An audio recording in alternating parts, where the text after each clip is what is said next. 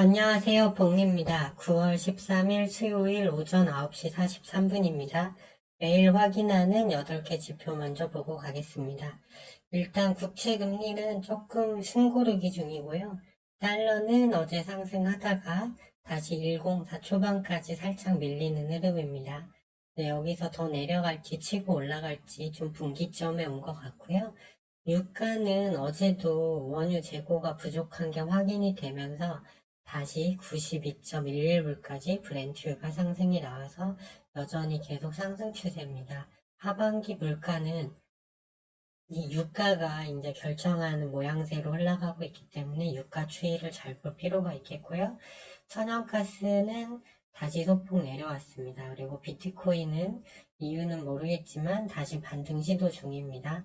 요 위에 선까지 와야 근접해야 숏배팅 해야겠죠. 그리고 다우 같은 경우도 이 상단 저항 라인을 터치는 했는데 여기서도 밀리고 여기서도 밀렸는데 어제도 밀렸어요. 그래서 이 자리가 저항선임을 확인했고 나스닥 선물도 마찬가지죠. 어제 이 선을 돌파했다가 또 내려왔죠. 그래서 일단 이 선이 저항 라인인 건 확인을 했습니다. 이에 반해서 콜, 풋 옵션의 수치화한 빅스 지수, 공포 지수 같은 경우는 하단에서 자리를 잡고 있기 때문에 다시 18 위로 올라갈 가능성이 좀 생긴 것 같습니다. 다들 아시다시피 오늘은 CPI 발표일인데요.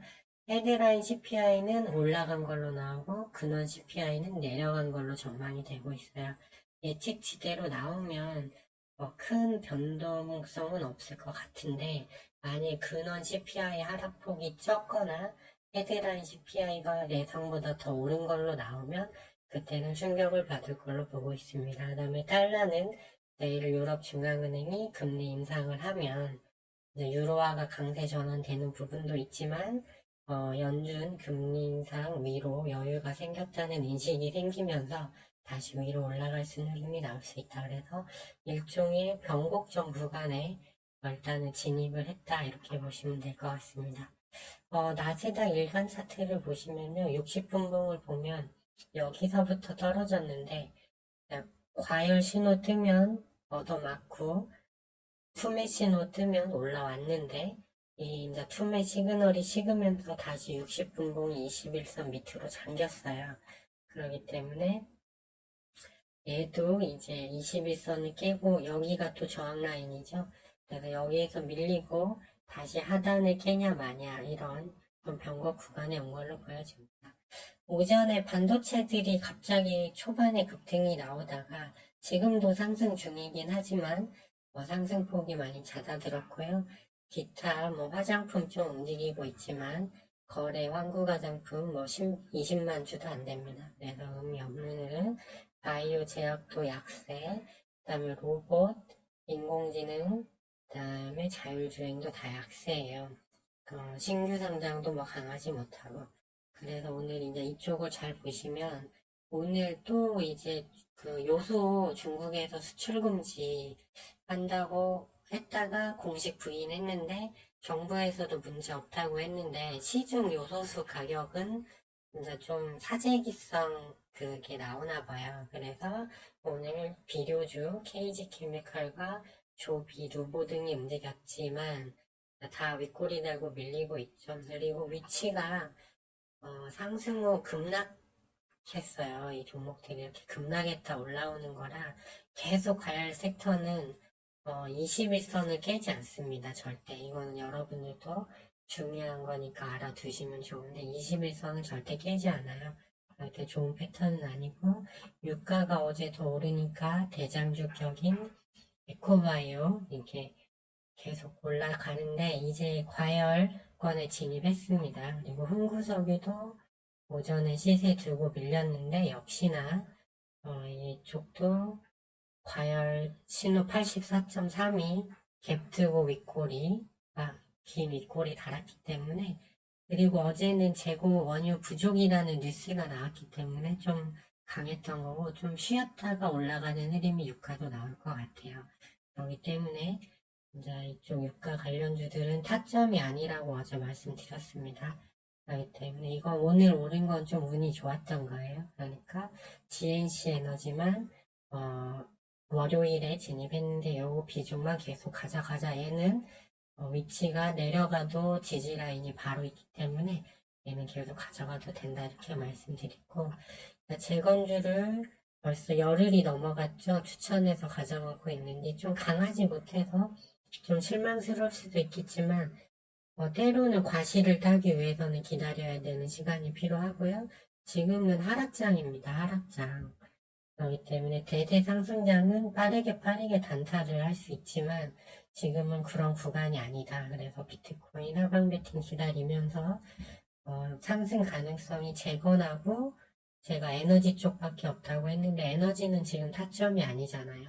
그러니까 제외하고 재건주 계속 가져가자 했는데 일단 제가 봤을 때 재건주들은 21선을 어떻게든 지지하려는 패턴이 나오고 있어요. 21선이 일봉상 생명선이라고 보시면 되거든요. 근데 일단 SY도 오늘 어제 거래량 6월 들어다 가장 적은 하락이기 때문에 문제 없다고 말씀드렸는데 다시 5일선 회복하는 흐름 나오고, 삼부토건 같은 경우도 오늘 거의 3.3%까지 시초가의 실망 매물 나와서 밀렸지만 21선에서 역시 반등을 주고 있는 모습이에요. 그리고 제가 재건주는 곧 우크라이나 휴전 협상이 언젠지는 모르지만 임박한 건 사실이라고 말씀드리면서 이거를 계속 놔둘 수 없는 유럽과 미국의 사정에 대해서는 충분히 설명을 드렸습니다. 근데 오늘 그것이 이제 맞다라는 뉴스가 추가적으로 2개가 나왔어요. 그게 뭐냐면, 첫째, 바이든 아들이 워낙 부패가 많거든요. 바이든도 마찬가지입니다. 그래서 이제 이번에 재선을 못하면 이제 오히려 사법 처리될 확률이 높은데, 지금 공화당이 과반을 장악하고 있는 하원에서 바이든의 공식 탄핵을 위한 그 사전 조사에 착수하라는 공식 명령이 내려졌고, 또 유럽 대선이 내년인데 11월인데 그 전에 이제 당마다 대표를 확정을 하죠. 그런데 일단은 아이오밍이라고